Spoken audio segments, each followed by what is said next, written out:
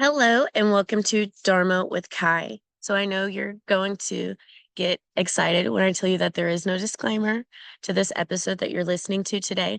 However, some of you are going to feel upset and displeased to understand that work in this capacity is not something to mend or make right. It takes time, and there's nothing left in me to make excuses for others.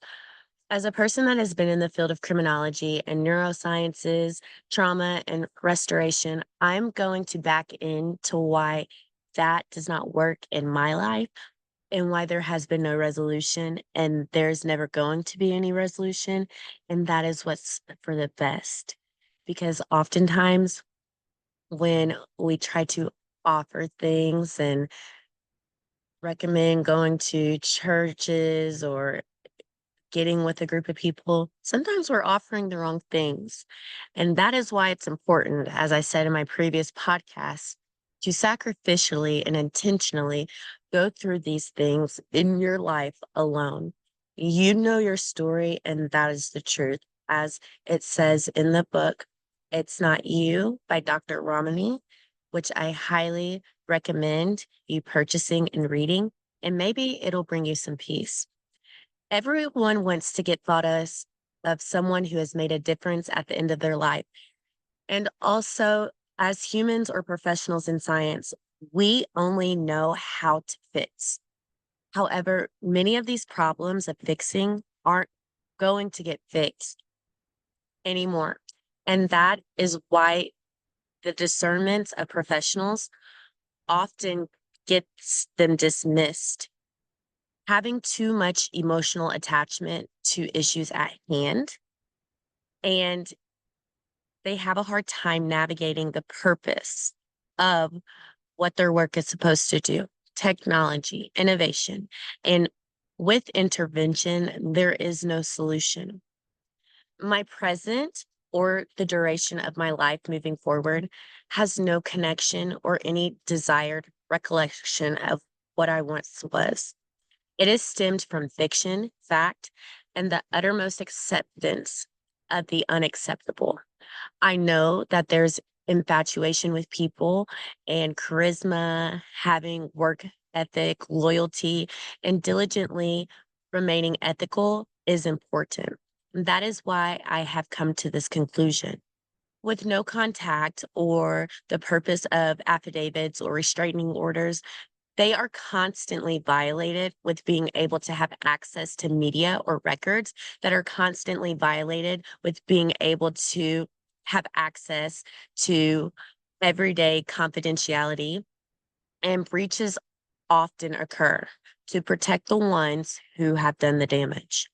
I am healing and working towards telling my truth and my story.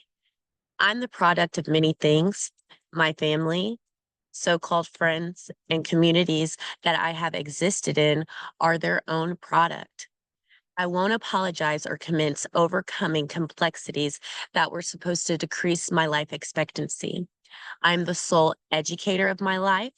I am the police. I'm the SEAL. I'm the doctor. I'm the lawyer.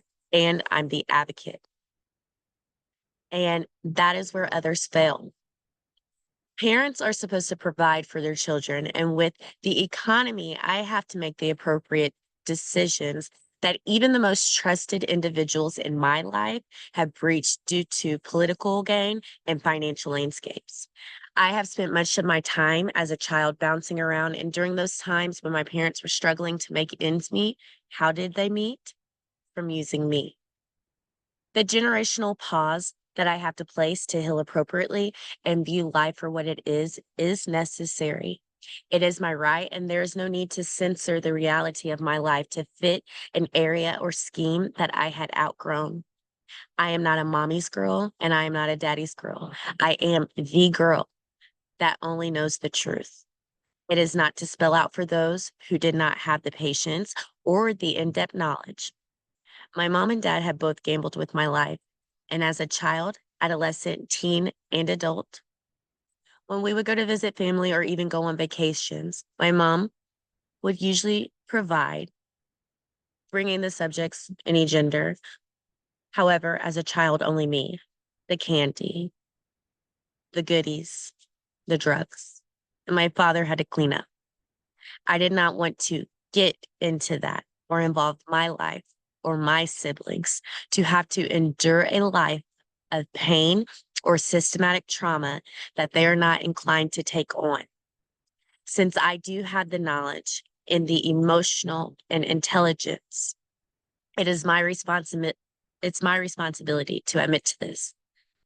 I can't save every victim. I can only admit to the discordance that this dynamic of living has created in every phase of my life. There's no time for trying to make other adjustments. It makes others mad, the nerve of me to think I should have the audacity to address and retrace the steps of my life that don't add up to the narrative that others want. It isn't supposed to. It is important. That is why I can't involve myself in this way of living, traveling, or evolving. I am able to walk alone forward myself with my head held high, knowing that I did everything that I was supposed to, and I can't support everyone. My life story is only for me to tell, and the fabrications or the things others get into from this point forward is not my problem.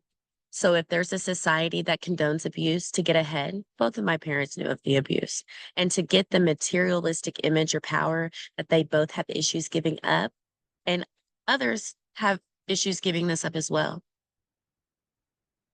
So that creates power that was allowing people in my life that so-called cared about me or were protecting me or providing care for me to sacrifice me. And that's not okay. I'm not going to address the idealization of what the expected life that I was supposed to lead out is. I won't ever forgive my past friends or any mate or partner because these are complex issues that become national issues and then they become overseas issues. And that is the reason I fought so hard for my identity.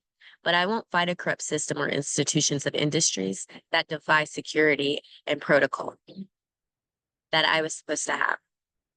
Everyone has had an identity crisis of not being able to live as they would like to. However, when you're not able to turn it off, that is an issue. The only option in my life for others that would like to coexist in my life is to live according to the law and value themselves enough with or without attachment or a following.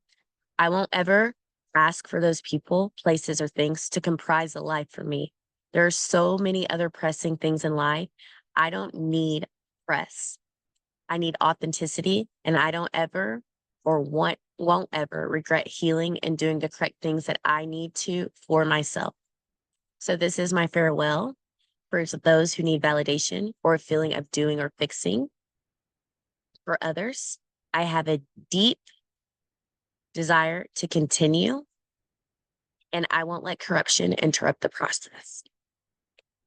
I appreciate your efforts in my life. However, they are they're no longer welcomed, and I don't endorse. I want to thank you for listening to Dharma with Kylie, and I wish you well, but never more than me.